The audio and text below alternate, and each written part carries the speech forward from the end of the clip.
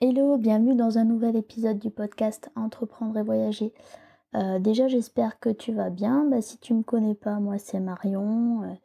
Je suis digital nomade et j'ai notamment été 2 mois en Thaïlande en début d'année. Donc si tu l'as pas déjà vu, je te renvoie au podcast numéro 6 qui parle de mon arrivée en Thaïlande. Aujourd'hui ici, je vais davantage te parler de ce que ça m'a permis de faire. Et voilà, si j'avais pas été digital nomade, libre, géographiquement parlant, je pense que j'aurais pas pu en profiter autant. Et justement, ce qui est intéressant, c'est de pouvoir, avoir un équilibre entre travail et voyage, tout en étant ailleurs, voilà. Alors faut savoir qu'en Asie, comme on est en avance au niveau du décalage horaire, déjà ça permet, surtout quand on est matinal, d'avoir des matinées productives, sans, interruption d'emails, d'appels et cetera. Donc ça, c'est un grand avantage quand on voyage et globalement, en fait, comme, j'étais seule, je gagnais beaucoup de temps le matin. Je me rends compte que j'avais une bonne productivité. J'ai rarement fait, des journées, en fait, de travail complètes en rédaction web et même, j'ai intercalé aussi avec le blog et donc finalement, ça me laissait du temps pour faire d'autres choses et une fois que tu es sur place après, tu profites. Donc qu'est-ce que j'ai fait par exemple? C'est pas pour me vanter, mais du coup j'ai pu, faire différentes visites. J'ai été dans une journée dans un parc national, j'ai profité de la piscine, des restos, des cafés. À Chiang Mai, en Thaïlande, il y avait aussi un déjeuner dans la ville, organisé chaque mercredi avec d'autres filles digital nomades donc ça c'est super chouette parce qu'on peut échanger sur, nos parcours, nos expériences dans la ville et cetera, donc ça c'est cool. J'ai fait des rencontres aussi bien à ce déjeuner qu'aussi, à la piscine avec, d'autres personnes de la résidence, des personnes d'Europe, d'Australie, des États-Unis, donc c'est vachement enrichissant. J'ai pu faire des activités qui me plaisent comme, la méditation, j'ai fait du yoga en centre-ville, c'était gratuit.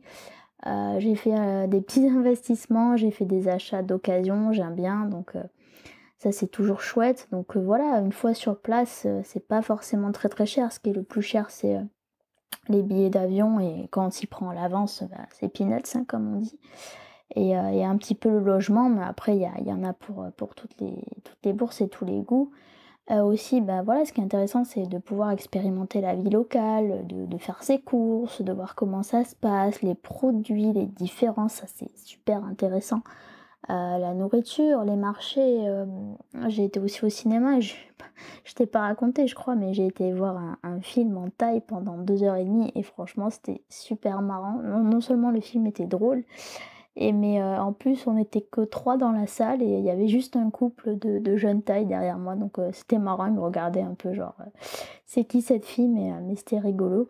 C'était, sous-titré et hem et voilà et franchement, bon, le seul truc qui m'a manqué pendant, ces 2 mois de première grosse expérience de digital nomadisme à l'étranger, c'était ma famille. Mais franchement, je veux dire aujourd'hui avec les moyens de communication, on était toujours soit sur Facebook, Skype, enfin voilà, donc je pouvais les appeler n'importe quand et même s'ils m'ont manqué, j'étais pas forcément pressée de rentrer, donc ça veut dire que c'était une expérience.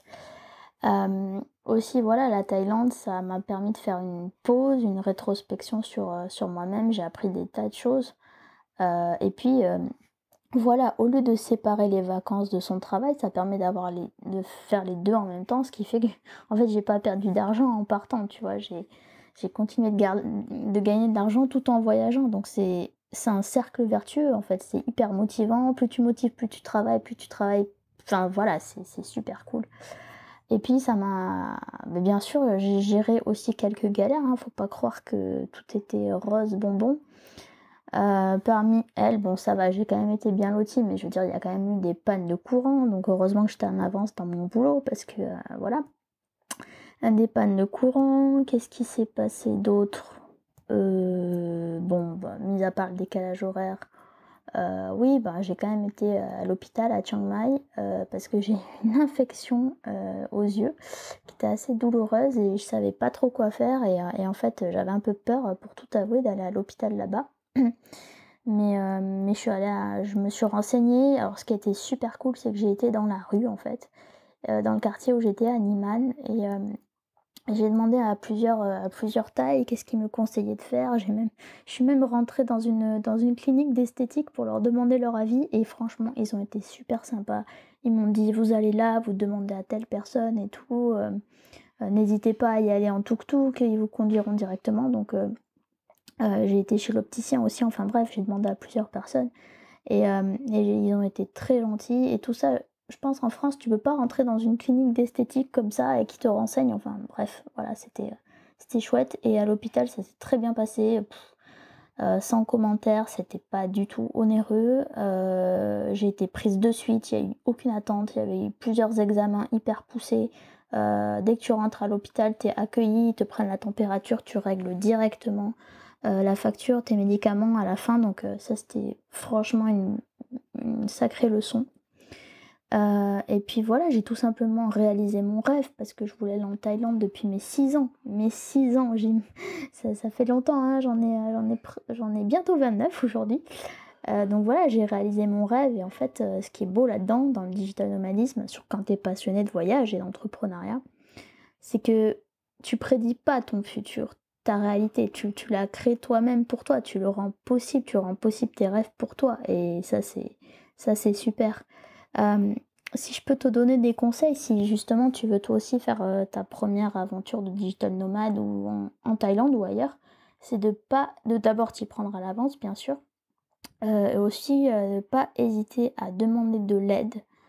Voilà, comme tu le vois, les Thaïs par exemple, ils sont super accueillants et puis aussi en termes de travail, j'avais quand même, une personne de ma famille qui m'aide donc elle avait quand même j'ai quand même ce soutien, administratif, et organisation de ce côté-là donc c'est important et puis, bien sûr en profiter pour tester un maximum de choses. Moi j'ai testé plein de choses que je connaissais pas, aussi bien au niveau de la nourriture que des activités, pardon. J'ai fait plein de balades, j'ai dû me promener des heures et des heures dans tous les sens de Chiang Mai, donc ça c'était et ailleurs en Thaïlande et voilà donc ne prédis pas ton futur, crée-le dès maintenant, mets en place une action.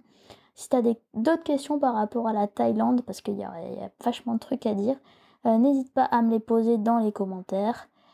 Tu peux aimer cette vidéo, bien sûr, t'abonner, te rendre sur le blog Entreprendre et voyager.